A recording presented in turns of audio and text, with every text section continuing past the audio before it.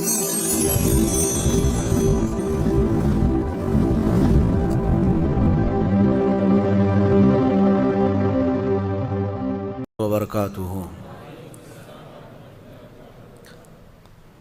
الحمد للہ وکفا وسلام علی حبیبہ المصطفیٰ، اما بعد فاعوذ باللہ من الشیطان الرجیم، بسم اللہ الرحمن الرحیم۔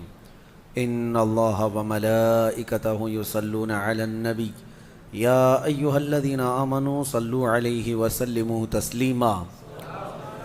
اللہم صل علی سیدنا محمد معدن الجود والکرم وآلہ واصحابہ الکرام وابنہ الکریم وبارک وسلم صلاة دائمة سرمدا ابدا۔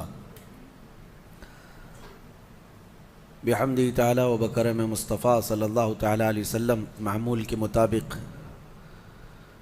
آج بھی ہماری تلاوت ہوئی۔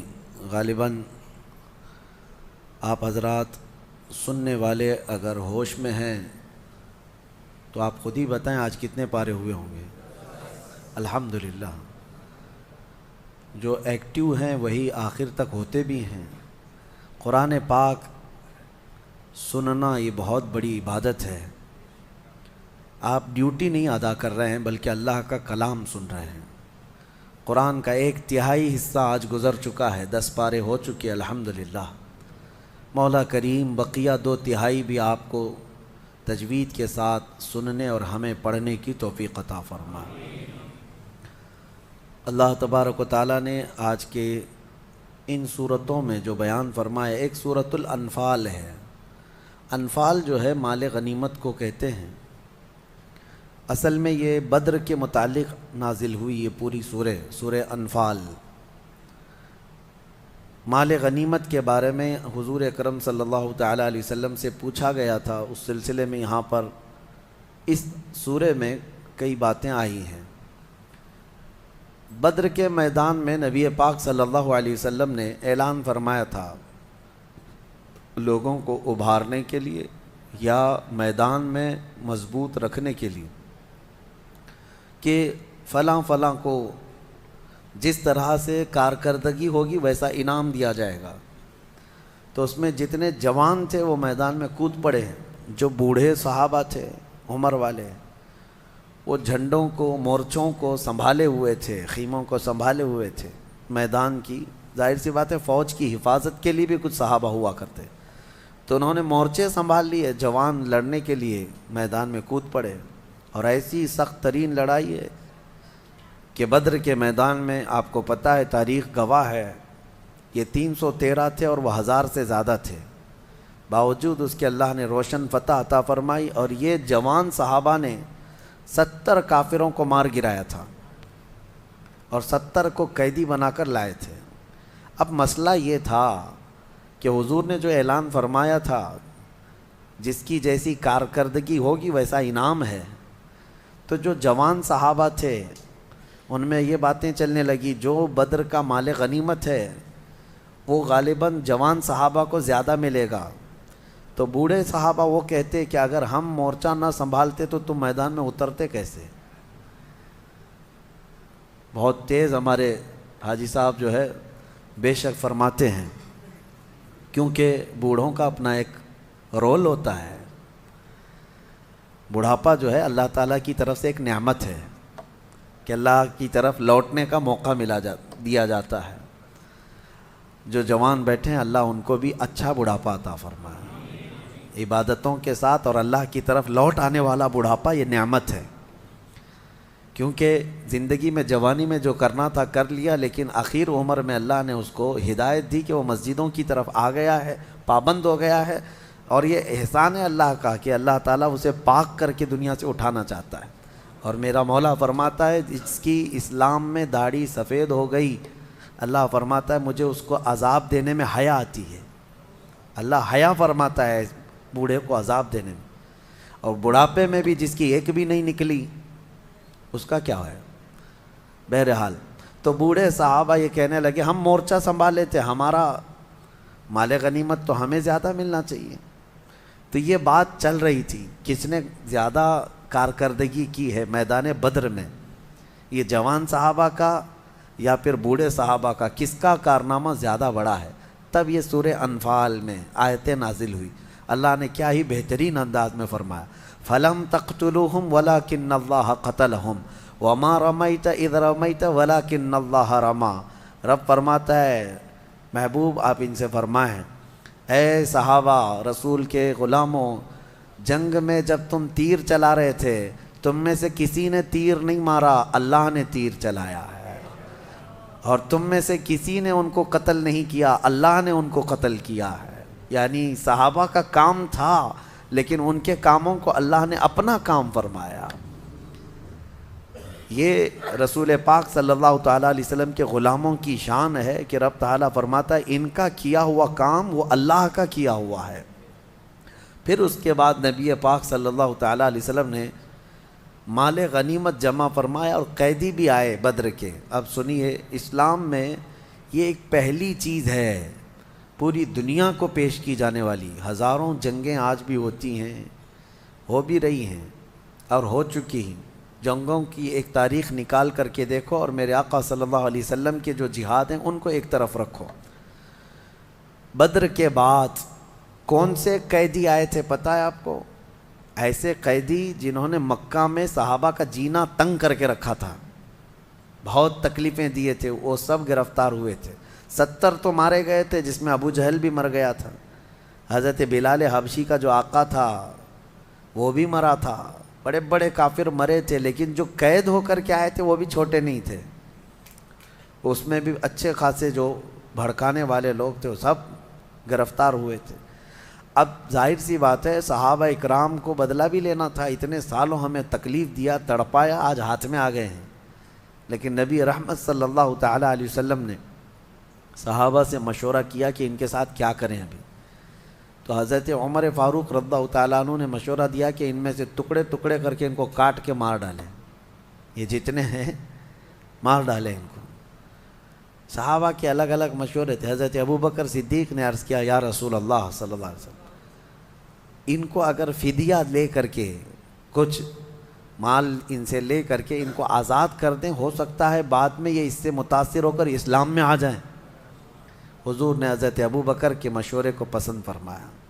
پھر اعلان ہوا ان قیدیوں کے ساتھ کہ تم میں سے جس کے پاس بھی مال ہے وہ اتنا اتنا فدیہ دے اور آزاد ہو جائے. تو جو سیٹ لوگ تھے پیسے دے رہے تھے, آزاد ہو رہے تھے, لیکن جس کے پاس مال نہیں تھا اس کے لیے ایک دوسرا آپشن تھا حضور کی طرف سے. حضور پاک صلی اللہ تعالیٰ علیہ وسلم نے یہ سب سے پہلی چیز دنیا میں قائم فرمائی. قیدیوں سے جس کے پاس مال نہیں تھا اس کو آپشن, سیکنڈ آپشن یہ تھا کہ تم اگر کوئی ہنر جانتے ہو, کوئی فن جانتے ہو تو میرے 10 صحابہ کو سکھاؤ اور آزاد ہو جاؤ. یعنی اگر ان کے پاس کوئی فن ہے, کوئی کاریگری جانتا ہے, کوئی بھی کسی بھی طرح کا علم جانتا ہے, حضور نے آپشن دیا تھا میرے مدینے کے صحابہ میں سے 10 صحابہ کو تم وہ ہنر سکھاؤ اور آزاد ہو جاؤ. قیدیوں سے بھی کام لینا اور علم لینا یہ نبی پاک صلی اللہ علیہ وسلم کا ریولیشن ہے. اس سے پہلے کسی نے یہ کام نہیں کیا ہے. اور اس کے بعد میں آپ کو بتاؤں, انصاف کے ترازو پر سب کو برابر رکھا گیا. اتفاق ایسا کہ ان قیدیوں میں خود رسول اللہ کے چچا عباس بھی گرفتار ہو کر آئے تھے. وہ ایمان لائے ہوئے نہیں تھے, ایمان لائے ہوئے نہیں تھے, گرفتار ہو کر کے آئے. اور ظاہر سی بات ہے وہ جب میدان میں آئے تھے ان کے پاس کچھ نہیں تھا, لیکن مکہ میں جب جنگ کے لیے نکل رہے تھے تو اپنی بیوی ام الفضل کو کچھ پیسے دے کر کے کہا تھا سونے کے سکے فلاں مٹکے میں یا کسی جگہ اس کو اندر بند کر کے رکھ دو, کسی کو خبر نہ ہو. جنگ میں آنے سے پہلے, بدر میں آنے سے پہلے اپنی بیوی کو دے کر آئے تھے اور وہ چھپا دیے گئے پیسے تہہ خانے میں. اب ان کے پاس یہاں میدان میں گرفتار ہونے کے بعد کچھ نہیں تھا. جب ان کی باری آئی تو حضور پاک صلی اللہ علیہ وسلم نے ان سے بھی کہا جیسے سارے قیدی دے رہے ہیں آپ بھی دیں, کیونکہ دشمنوں کے ساتھ آئے تھے آپ فدیہ دے کر کے آزاد ہو جائیے. یا پھر دوسرا آپشن ہے. تو انہوں نے کہا نہ میرے پاس کوئی فدیہ ہے, پیسہ ہے, نہ ہی کوئی دوسری چیز ہے. تو حضور پاک صلی اللہ علیہ وسلم نے فرمایا بدر میں آنے سے پہلے اپنی بیوی ام الفضل کو جو دے کر کے آئے تھے وہ منگوا لو. یہ ہے میرے آقا کا علم غیب. لوگوں کو ابھی پیٹھ پیچھے اور دیوار پیچھے کی لگی ہوئی ہے. میرے آقا صلی اللہ تعالیٰ علیہ وسلم تو تمہارے گھروں میں کیا کیا چیزیں تم چھپا کر رکھے ہو وہ تک جانتے ہیں۔ حضرت عیسیٰ علیہ السلام فرماتے ہیں، قرآن میں موجود ہے وَأُنَبِّئُكُم بِمَا تَأْكُلُونَ وَمَا تَدَّخِرُونَ فِي بُيُوتِكُم۔ حضرت عیسیٰ علیہ السلام کا یہ فرمان قرآن میں آیا ہے، وہ خود کہتے ہیں میں تمہیں وہ سب چیزیں بتا دوں گا جو کچھ تم گھروں میں کھاتے ہو اور جو جمع کر کے رکھتے ہو۔ جب عیسیٰ علیہ السلام اتنا جانتے ہیں تو کیا میرے نبی پاک صلی اللہ علیہ وسلم اپنی امتیوں کے احوال نہیں جانتے؟ یقیناً جانتے ہیں۔ رسول رحمت صلی اللہ تعالیٰ علیہ وسلم نے جیسے ہی یہ فرمایا، حضرت عباس کیا کہتے؟ جواب کچھ بھی نہیں تھا، فوراً کہنے لگے میں ایمان لاتا ہوں۔ نبی پاک صلی اللہ تعالیٰ علیہ وسلم کی بارگاہ میں پھر ان کو آزاد کر دیا گیا، اور جو کچھ قیدی بچے تھے جن کے پاس دونوں بھی چیزیں نہیں تھیں ان کو مدینہ لایا گیا، اور قید خانہ کہاں تھا؟ مسجد نبوی میں رکھا گیا۔ کاش ہم کو وہاں قید کر دیا جائے زندگی بھر، مسجد نبوی میں قید کر دیا گیا۔ اب ہماری تمنا ہے کہ ہم مسجد نبوی میں قید ہو جائیں، وہ تو زمانہ رسول اللہ کا تھا۔ حضور ہر نماز کے لیے مصلی پر آیا کرتے تھے، جایا کرتے تھے، وہ کیسی جیل ہے، بلکہ وہ حقیقی جنت ہے۔ جب ان قیدیوں کو لے جا کر کے وہاں رکھا گیا، مسجد نبوی کے ایک کنارے باندھ دیا گیا تھا۔ میرے عزیزوں، میں یہ بات اس لیے عرض کر رہا ہوں، دنیا آج اسلام کے اوپر جو انگلیاں اٹھاتی ہے کہ یہ کاٹتے ہیں مارتے ہیں، ذرا وہ اپنے گریبان میں جھانک کر کے دیکھ لیں، جنگوں کے قیدیوں کے ساتھ یہ ظالم کیا کیا حرکتیں کرتے ہیں۔ تمہیں پتہ ہے گوانتانامو بے جیل، دنیا کی سب سے بدنام ابو غریب جیل، یہ امریکہ کی وہ جیلوں کا ذکر میں کر رہا ہوں جن میں انسانیت سے گری ہوئی حرکتیں کی گئی ہیں قیدیوں کے ساتھ۔ عراق کے جو فوجی گرفتار ہو کر آئے مسلمان، ان کو پیشاب پلایا گیا ہے، بہت سخت ترین، جانوروں کے ساتھ بھی یہ سب نہیں کیا جاتا۔ بہت گندی حرکتیں ان قیدیوں کے ساتھ کی گئی جو مسلمان قید ہو کر کے آئے۔ انسانیت سوز، اخلاق سوز حرکتیں، یہ سب چیزیں ہسٹری میں آج بھی موجود ہے، اور جس کے سامنے بھی یہ ذکر کرو وہ شرم سے پانی پانی ہو جائے گا۔ یہ کس کی حرکتیں ہیں؟ سپر پاور کی، جو دنیا کو اخلاق تقسیم کرنے کی بات کرتے ہیں، دنیا کے درمیان اپنے کیریکٹر پھیلانے کی بات کرتے ہیں، اور اسلام پر وہ بلیم کرتے ہیں۔ اسلام میں تو یہ حق اتنا احترام دیا گیا ہے کہ جنگوں سے جو قید ہو کر کے بھی آئے گا اس کو فنڈامنٹل رائٹس ہوں گے، اس کے بنیادی حقوق، اس کے کھانے پینے اور اس کی ساری چیزوں کے حقوق رکھے جائیں گے۔ یہ نہیں کہ کوئی قیدی آ گیا تو اسے بھوکا پیاسا مار دیا جائے گا۔ پہلے کے دور میں یہ بھی تھا کہ جو جنگوں میں قید ہو کر کے آتے تھے ان کو آگ میں جلایا جاتا تھا، ان کے ٹکڑے کیے جاتے تھے۔ اور حیرت کی بات ہے، اسلام کے جہاد جہاد جہاد کا پروپیگنڈا اتنا پھیلا دیا دنیا میں ان ظالموں نے، اور حد تو یہ ہے کہ ہمارے لوگ بھی ڈرنے لگ گئے، علماء بھی جو ہے بات کرنے سے خوف کھانے لگ گئے۔ ارے لفظ جہاد بولیں تو کل کہیں ہمیں گرفتار کر کے نہ لے چلے جائیں، کیونکہ یہ دجالی میڈیا نے ایسا پروپیگنڈا پھیلایا ہے جیسے دنیا میں سب سے زیادہ ہم نے ہی قتل کیا۔ آپ کو میں تاریخ بتاؤں، تاریخ آپ کو پتہ ہے، world war first and world war second, اس میں کتنے قتل ہوئے تھے؟ سرچ کر کے آپ خود محسوس کر لیں گے، پتہ چلے گا آپ کو۔ فرسٹ ورلڈ وار، عالمی جنگ جو ہوئی، جنگ عظیم، پہلی جنگ عظیم، پوری دنیا اس میں ملوث رہی، اس میں تقریباً 3 کروڑ لوگ مارے گئے ہیں۔ کروڑ کی بات کر رہا ہوں، لاکھ نہیں، 3 کروڑ لوگ متاثر ہوئے ہیں، زخمی ہوئے، مارے گئے۔ اور دوسری جنگ عظیم میں تو 5 کروڑ سے اوپر لوگ، انسانوں کی کوئی اہمیت ہے یا نہیں؟ کروڑ ایسے ہم یہاں پر تاریخ میں بتایا جا رہا ہے جیسے کوئی گاجر مولی ہیں۔ ایک انسان کی بھی وقعت ہے اسلام میں، ایک انسان کی بھی قیمت ہے۔ 3 کروڑ مارے گئے، 5 کروڑ مارے گئے، لیکن تم میں سے کسی کو آج ہمت نہیں ہے یہ عالمی جنگ کے متعلق کہا جائے کہ یہ سب ورلڈ وار جو ہے دنیا کو فساد میں مبتلا کرنے کی سازشیں تھی اور پوری دنیا کو تباہ کرنے کے آلے تھے۔ لیکن حیرت اس بات پر ہونا چاہیے ان ظالموں کو، میرے نبی پاک صلی اللہ تعالیٰ علیہ وسلم نے اپنی 10 سالہ زندگی میں، جو مدنی زندگی ہے، کیونکہ مکی زندگی میں ایک بھی جنگ نہیں ہوئی، حضور نے ہجرت فرمایا مدینہ، اس کے بعد سے لے کر آپ کی وفات تک ٹوٹل آپ کی 10 سالہ مدنی زندگی میں 17 جنگوں میں میرے آقا نے شرکت فرمائی۔ کتنے؟ مسلمانوں کو یہ بات یاد رہے، 17 غزوات میں میرے آقا صلی اللہ علیہ وسلم کی شرکت ہوئی، لیکن آپ کو پتہ ہے پورا ان 17 جنگوں میں کتنے لوگ قتل ہوئے تھے؟ ٹوٹل ملا کر کے 260 کے قریب، ان 17 جنگوں میں 260 لوگ جن کی تعداد بتائی جا رہی ہے۔ اب آپ بتائیں کہاں 260، کہاں 250 لوگ، اور کہاں 5 کروڑ، کہاں 3 کروڑ۔ ابھی کرنٹ احوال میں ابھی آپ جا کر کے دیکھیں، عراق امریکہ کی جنگ میں عراق میں نئے نئے قبرستان بن گئے ہیں، قبریں گن نہیں سکو گے آج۔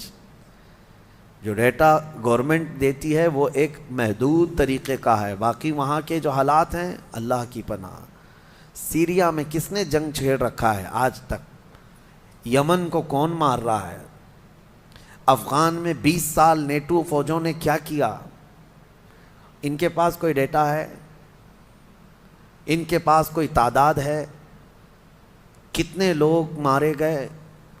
افغان کی سرحد پر جا کر دیکھیں، عراق ہو، یمن ہو، سیریا ہو، لاکھوں کی تعداد میں قتل ہو گئے، لاکھوں کی تعداد میں قتل ہو گئے ہیں۔ چلو ٹھیک ہے، ان کو ایسا لگتا ہے کہ مسلمانوں کا قتل ہوا تو نہیں بولنا چاہیے۔ فی الحال رشیا جو یوکرین پر اٹیک کر رہا ہے، کوئی ان کے پاس تعداد ہے یوکرین میں کتنے لوگ مارے گئے؟ قتل ہے، چاہے کوئی بھی کرے۔ یہ جتنی دجالی میڈیا ہے ان کے منہ میں اب مینڈک بیٹھ گئے ہیں، کوئی نہیں کہنے کی ہمت کرتا ہے کہ رشیا آتنکوادی ہے، کوئی یہ نہیں کہہ سکتا کہ وہ زبردستی کی جنگ کر رہا ہے۔ ٹیررسٹ کا لفظ استعمال ہی نہیں کریں گے۔ لاکھوں قتل کیے ہیں ان لوگوں نے دنیا میں، لاکھوں قتل کیے ہیں۔ میں پوری چیز لے کر کے آپ کے سامنے بیٹھ سکتا ہوں، لیکن اس کے برعکس اسلامی تاریخ میں اگر 250 کی تعداد میں قتل مل جائے تو سچ کہا شاعر نے، سچ کہا۔ وہ قتل بھی کرتے ہیں تو چرچا نہیں ہوتا، ہم آہ بھی کرتے ہیں تو ہو جاتے ہیں بدنام۔ ہم آہ بھی کرتے ہیں تو ہو جاتے ہیں بدنام، وہ قتل بھی کرتے ہیں تو چرچا نہیں ہوتا۔ بات صرف اتنی ہے کہ آج دنیا صرف طاقت کی زبان جانتی ہے، دنیا صرف دولت کی پجاری ہے۔ جس کے پاس آج بہت زیادہ دولت ہے یا جو بہت زیادہ سپر پاور ہے، اس کے سارے عیب یہ دنیا چھپا دیتی ہے، اور جو غریب قوم ہے اس کا ایک جرم بھی پوری دنیا کو دکھا کر کے اس کو سب سے بڑا چور ثابت کرتے ہیں۔ یہ دگلی پالیسی دنیا میں آج موجود ہے، لہٰذا آپ کو نروس ہونے کی ضرورت نہیں۔ تمہارا دین سچا ہے، تمہارے مصطفیٰ کریم صلی اللہ علیہ وسلم میرے آقا نے اس روئے زمین پر جو مظاہرہ فرمایا، یقیناً وہ رحمت للعالمین کا مظاہرہ فرمایا ہے، وہ یقیناً رحمت رہے۔ تو یہ بدر کے حالات کے بعد کی چیزیں سورۃ الانفال میں بیان کی گئی ہیں، اور 70 قیدی وہاں پر مارے گئے۔ میں کہتا ہوں اب یہاں پر کچھ لوگ یہ کہتے ہیں کہ مدینے سے نکل کر کے یہ لوگ گئے اور اٹیک کیا مکہ والوں پر، اور بیچارے 70 لوگوں کو مارا اور 70 لوگوں کو پکڑ کر کے لائے۔ محمد صلی اللہ علیہ وسلم کے لوگ یہ ظلم کی ہے۔ ان الوؤں کو یہ بات بولنے میں شرم بھی نہیں آتی کہ حضور صلی اللہ علیہ وسلم گئے، ان کو مارے اور پکڑ کے لائے۔ بیوقوف ہو، 313 کو لے کر گئے تھے اور آئے کتنے تھے؟ 1000 سے زیادہ۔ ابھی میں آپ سے ایک چیز پوچھتا ہوں، سوال ہے آپ سے۔ ممبئی میں آپ لوگ رہتے ہیں اور دلی یہاں سے کافی دور ہے، اگر دونوں میں ٹھن گئی، ممبئی والوں میں دلی والوں میں، اللہ کبھی نہ کرے، مثال دے رہا ہوں، دونوں میں کچھ اختلاف ہو گئے اور جنگ کی نوبت آ گئی، جنگ کی نوبت آ گئی۔ ممبئی سے قریب کلیان ہے، پنویل ہے، یا سمجھ لیں اور تھوڑا سا آگے کی طرف جائیں، کلیان کے پاس یا پنویل کے پاس یہ جنگ ہو گئی، کس کی؟ دلی والوں کی اور ممبئی والوں کی۔ مجھے بتاؤ کیا کہا جائے گا کہ ممبئی والے لڑنے کے لیے گئے تھے کہ دلی والے لڑنے کے لیے آئے تھے؟ ظاہر سی بات ہے وہ آئے تھے، ہم گئے نہیں تھے یہاں سے۔ اسی طرح سے اگر دلی کے قریب دوسرے وہاں سے سٹے ہوئے شہر ہے، نوئیڈا ہے، غازی آباد، وہاں اگر جنگ ہوئی ہوتی تو یہ بلیم کیا جاتا ممبئی والے وہاں گئے تھے مارنے کے لیے۔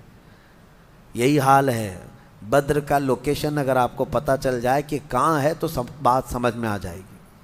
بدر مدینے سے قریب ہے، مکہ سے دور ہے، مکہ سے تقریباً 300 کلومیٹر اور مدینے سے تقریباً 100-150 کے آس پاس۔ تو اب مجھے بتاؤ مکہ والے گئے تھے کہ مدینے والے گئے تھے؟ مکہ والے آئے تھے لڑنے کے لیے، نبی پاک صلی اللہ علیہ وسلم ڈیفنس کے لیے نکلے۔ اسی طرح جنگ احد کہاں ہوئی پتہ ہے؟ مدینے سے 5 کلومیٹر باہر، مدینے سے 5 کلومیٹر باہر احد پہاڑ کے دامن میں۔ کون آئے تھے؟ مکہ والے آئے تھے۔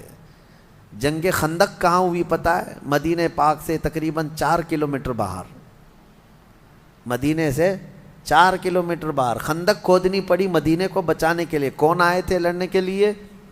مکہ والے آئے تھے۔ اب مجھے بتاؤ جو بار بار مدینے پر اٹیک کرتے ہوں، ہر بار حضور پاک صلی اللہ علیہ وسلم اور ان کے صحابہ کو مکہ چھوڑنے کے بعد بھی مدینے میں آ کر کے فساد مچاتے ہوں، تو کیا ایسوں کے خلاف تلوار اٹھانا جائز نہیں ہے؟ اپنے دیش کی رکشا ہر فوجی کرتا ہے، ہر کوئی کرتا ہے۔ میں آپ کو بتاؤں، اگر میرے ملک کے سرحدوں پر کھڑے ہوئے سپاہی ہیں، ان کو کچھ خصوصی اختیارات ملے ہوئے ہیں، کوئی اگر بارڈر کراس کر کے آ رہا ہے کسی دوسری کنٹری سے، تو یہ فوجی انتظار نہیں کرتا کہ میرا سینئر آرڈر دے گا اب میں اس کو کروں گا۔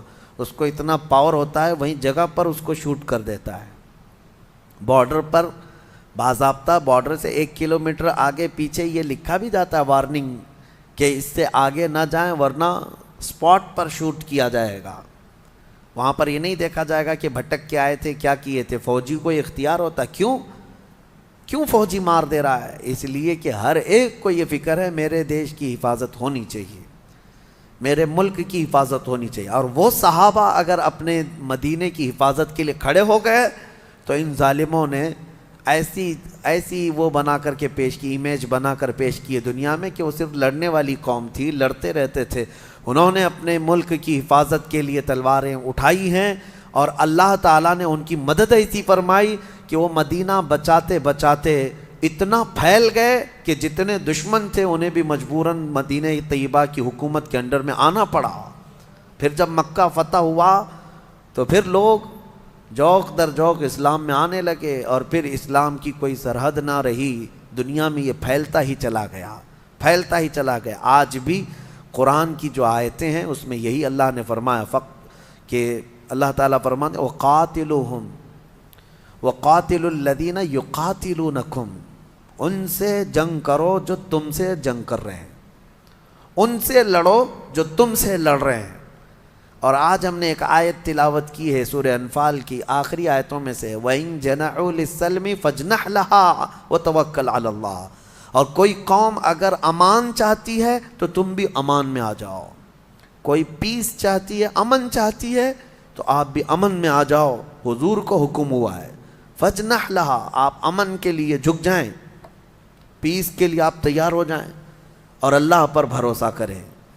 یہ اسلام ہے، یہ اسلام کے بہت سارے وہ پیغامات ہیں جس کو لوگ آج کھل کر کے بتا بھی نہیں رہے۔ جہاد میں جانے سے پہلے میرے آقا صلی اللہ تعالیٰ علیہ وسلم صحابہ کو بھی یہ تلقین کرتے کہ جس میدان میں، جس وادی میں تم لڑنے کے لیے جا رہے ہو وہاں کی کسی عورت کو نہ چھونا، بوڑھوں کے ساتھ لڑائی نہ کرنا، بچوں کو نہ مارنا، وہاں کی عبادت گاہوں کو نہ توڑنا، وہاں کے درختوں کو نہ اکھاڑنا۔ یہ سب پیغامات صحابہ کو دیے جاتے تھے، مجاہدین کو دیے جاتے تھے۔ یہ ہے اصل جہاد جو نبی پاک صلی اللہ علیہ وسلم نے لوگوں کو سکھایا ہے۔ اور ان ظالم کتوں کو دیکھو، آج عراق میں جاؤ ایسے ایسے بم گرائے ہیں کہ وہاں پر سبزہ بھی نہیں اگ سکتا، ایسے ایسے بم گرائے ہیں کہ گھاس بھی نہیں نکلتی اب اس زمین پر۔ اور دنیا کو امن کا پیغام اور پیس کا پیغام دینے والے مجھے یہ بتا سکتے ہیں ناگاساکی اور ہیروشیما کو کس نے تباہ کیا؟ کون ہے جو ایٹمی ہتھیار کا سب سے پہلے دنیا میں استعمال کیا؟ نیوکلیائی پاور کو سب سے پہلے دنیا میں زمین پر استعمال کرنے والی طاقتیں کون ہیں؟ عرب نے استعمال کیا، مکہ والوں نے استعمال کیا، مدینے والوں نے استعمال کیا۔ یہ میڈیا والوں کے منہ میں یقیناً مینڈک ہے، یہ نہیں بولیں گے۔ ناگاساکی اور ہیروشیما کو تباہ کرنے والی طاقت وہ آج ان کی سپر پاور دادا ہے، اور اسے کوئی نہیں کہتا کہ امریکہ نے کس طرح کے ہتھیار استعمال کیے تھے اس وقت، ویتنام کی جنگ، یہ سب تاریخ ہے میرے عزیزو۔ بات صرف اتنی ہے کہ میڈیا ان کے پاس ہے، اخبار ان کے پاس ہے، پرنٹ میڈیا، الیکٹرانک میڈیا، ساری چیزیں، اور یہ جھوٹ کو سچ لکھتے رہیں اور سچ کو جھوٹ لکھتے رہیں۔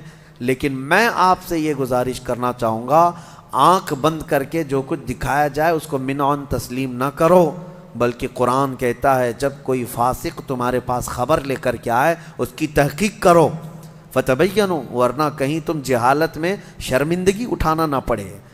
تمہیں ہمیشہ یہ بات یاد رہنی چاہیے۔ کبھی ایسا ہوتا ہے کہ ان کا حال یہ ہے میڈیا والوں کا کہ کسی چیز کو اتنا بولو اتنا بولو اتنا بولو کہ وہ سچ لگنے لگ جائے۔ جیسے کہ پرانے زمانے میں کہا گیا ایک آدمی بکرا خریدا، 4 ٹھگی جو ہے پلان کے اعتبار سے راستے میں کھڑے ہو گئے کہ کسی نہ کسی طرح اس کا بکرا حاصل کرنا ہے۔ سب جو ہے فاصلے پر کھڑے ہو گئے۔ پہلا ملا بکرا جو خرید کے لے جا رہا تھا، بیچارہ بھولا آدمی تھا، اس کو دیکھتے ہی یہ ٹھگی نے کہا میاں کتا کتنے کا لیے؟ وہ غصے میں کہنے لگا کتا دکھ رہا ہے، میں نے بکرا خریدا ہے، بکرا ہے یہ۔ کہا ارے میاں کتا ہے۔ تو بحث ہوئی تھوڑی سی، بہت تکرار ہوئی، بہرحال وہ ٹھگی تو چلا گیا۔ اب یہ جو ہے لے کر کے نکلا، کندھے پر لے کر کے بکرے کو چلنے لگا۔ آگے پلان کے مطابق دوسرا کھڑا تھا، اس نے کہا میاں کتا تو بہت اچھا ہے آپ کا۔ اس نے کہا یہ کیا ہو گیا لوگوں کو؟ پھر اس سے تھوڑی بہت بحث کیا، لڑا کہ تم کو کیا ہو گیا کہ میرے بکرے کو کتا کہہ رہے ہو، میں بکرا لے کر کے آیا ہوں۔ وہ ٹھگی ہنسنے لگا، تم کو لگ رہا ہوگا لیکن ہے وہ کتا، یہ کہہ کر کے وہ چلا گیا۔ 2 جب ہو گئے تو دل میں شک آنے لگ گیا، میں نے کتا تو نہیں خریدا۔ اس کو پکڑ کے تو دیکھا، جگہ جگہ سے سب بکرا ہی دکھا۔ خیر دل کو اپنے منا لیا، چلا۔ تیسرا ٹھگی کھڑا تھا، اس نے کہا میاں بہت خوبصورت کتا لے جا رہے ہو، گھر کے لیے لیے ہیں یا کسی اور چیز کے لیے؟ بالکل نارمل انداز میں۔ اب اس کو تھوڑا اور زیادہ شک ہو گیا، پہلا بولا تھا، دوسرا بولا تھا، اب تیسرا بھی بول رہا ہے، میری آنکھوں کا قصور تو نہیں ہے کہ کتا ہی ہے یہ؟ کندھے سے اتار دیا، بحث نہیں کیا۔ گھر قریب تھا، گھر کے پاس ہی وہ چوتھا ٹھگی بھی کھڑا تھا، وہ آخری تھا۔ اس نے کہا کہ میاں کتنے کا کتا لائے آپ نے؟ یہ کتا تو میں بھی ڈھونڈ رہا تھا، اس طرح کا کتا ملتا نہیں ہے۔ وہ بیچارہ چھوڑ کے بھاگ گیا۔ کہا لے لو بھائی، یہ کتا مجھ سے غلطی ہو گئی، میں بکرا لانے گیا تھا، کتا آ گیا تھا بکرا ہی، لیکن بیچارہ وہ کتا وہ چھوڑ کر کے چلا گیا۔ وہ چاروں ٹھگیوں نے اپنے اپنے پلان کے مطابق اس کا بکرا حاصل کر ہی لیا، وہ خالی ہاتھ گیا۔ میں آپ کو کہتا ہوں دنیا 1000 بھونکے، کبھی تم اپنا بکرا چھوڑنا مت۔ تمہارے پاس جو بکرا ہے وہ چھوڑنا مت۔ دنیا کو بھونکتی ہے، بھونکنے دو۔ جہاد ہاں ہے میرے پاس جہاد، نماز ہاں ہے نماز سب سے بہترین عبادت، داڑھی ہاں سب سے بہترین چیز ہے مرد کے لیے۔ ان کے بھونکنے سے تم اٹھا کر کے کیوں نالیوں میں پھینکتے ہو؟ ان سے کہو نہیں۔ کچھ لوگ یہ تمہیں بار بار ٹونٹ ماریں گے کہ یہ کیا ہے داڑھیوں کا، پرانا زمانے کا طریقہ ہے۔ کہو تم اپنی چوٹیاں سنبھالو، ہم اپنی داڑھیوں میں خوش ہیں۔ نبی پاک صلی اللہ تعالیٰ علیہ وسلم کی سنت مبارکہ، اس طرح سے کچھ چیزوں کو ٹارگٹ کر کے تم سے دور کیا جاتا ہے۔ اور یہ دنیا کی جو خبریں دینے کے لیے بٹھائے گئے ہیں، یہ سب وہی ٹھگی ہیں جو بکرے لینے بیٹھے ہوئے ہیں۔ میڈیا میں جتنے چینل میں بیٹھے ہیں سب ٹھگی ہیں، تمہارے بکرے لے لیں گے۔ اسی لیے ان کے کتا کہنے سے تمہارا بکرا کبھی کتا نہیں بنے گا، یہ بات ہمیشہ ذہن میں رکھے۔ اللہ کریم ہم سب کو علم نافع اور عقل کامل عطا فرمائے۔ سورہ توبہ کی ہم نے تلاوت کی ہے، سورہ انفال کے بعد سورہ توبہ. سورہ توبہ قرآن کی ایک ایسی صورت ہے، 114 صورتوں میں ایک ہی سورہ ایسی ہے جس کے شروع میں بسم اللہ نہیں پڑھی جاتی. جس کے شروع میں بسم اللہ نہیں پڑھی جاتی. ہر سورہ کے شروع میں بسم اللہ پڑھی جاتی ہے. اس کی حکمت اللہ اس کے رسول بہتر جانتے ہیں. قرآن میں اسی طرح سے آئی ہے. جب حضور نے لکھوایا اس کو تو بسم اللہ کے ساتھ نہیں لکھوایا. پہلے جواب تو یہی ہے. اور بعض نے یہ کہا ہے کہ یہ سورہ جو شروع ہو رہی ہے آیات غضب ہے، اس میں اللہ کے غضب کا اظہار ہے کفار و مشرکین پر.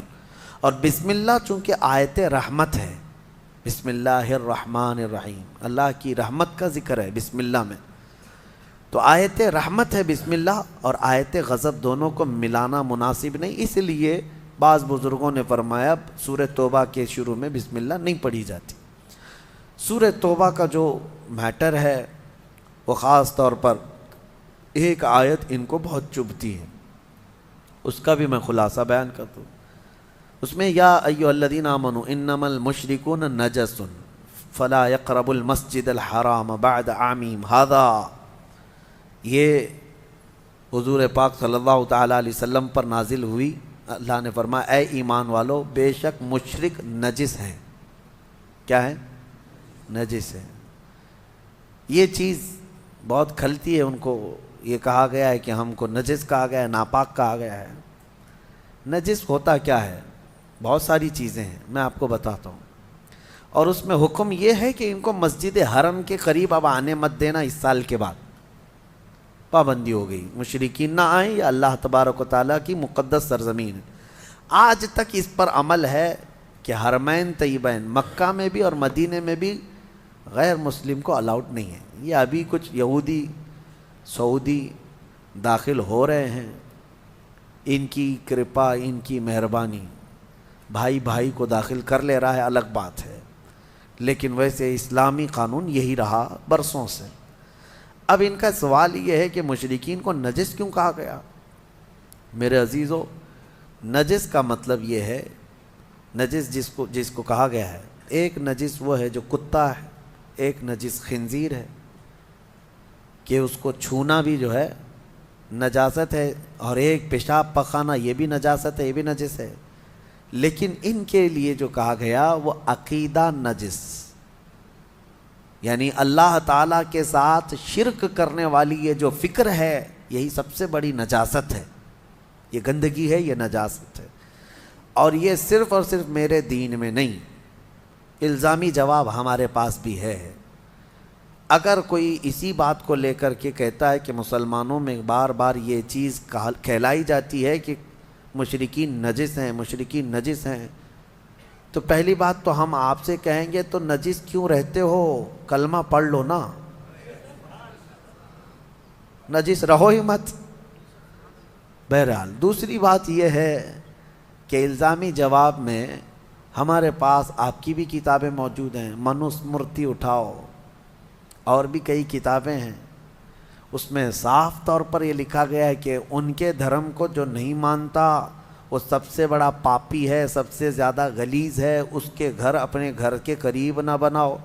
ہم تو صرف حرم کی بات کر رہے ہیں، تم تو گھر کے قریب بھی بنانے کو منع کرتے. مقدس کتابوں میں موجود ہے یہ میٹر، سب کے یہاں ہے.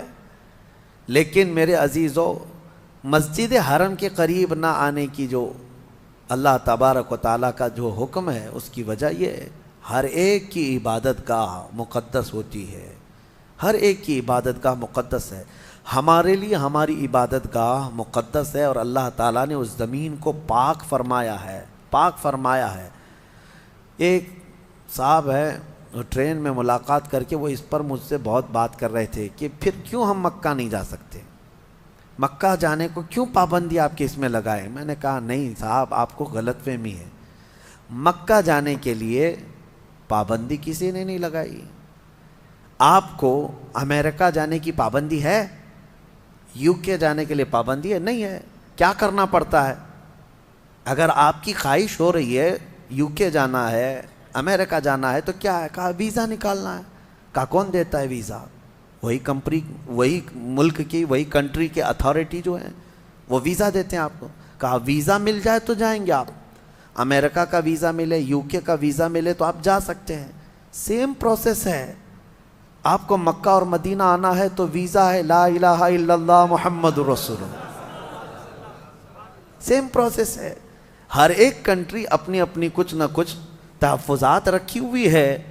اسی طرح سے اسلام میں آپ کو یہ کہا گیا ہے آپ بھی کلمہ طیبہ پڑھ لو، پاک ہو جاؤ اور آ جاؤ، پاک ہو جاؤ اور آ جاؤ. پابندی صرف اور صرف یہ ہے کہ اس کرائٹیریا کے اندر جو ہوگا وہ آئے گا، وہ پڑھے گا. اور ہر دین میں اس طرح کی چیزیں پائی جاتی ہیں. بہرحال اللہ کریم ہمیں ہمارے دین پر استقامت عطا فرمائے. قرآن عظیم کی آیات بینات کو سمجھنے اور اس پر عمل کرنے کی توفیق عطا فرمائے. وآخر دعوانا ان الحمد للہ رب العالمین. السلام علیکم.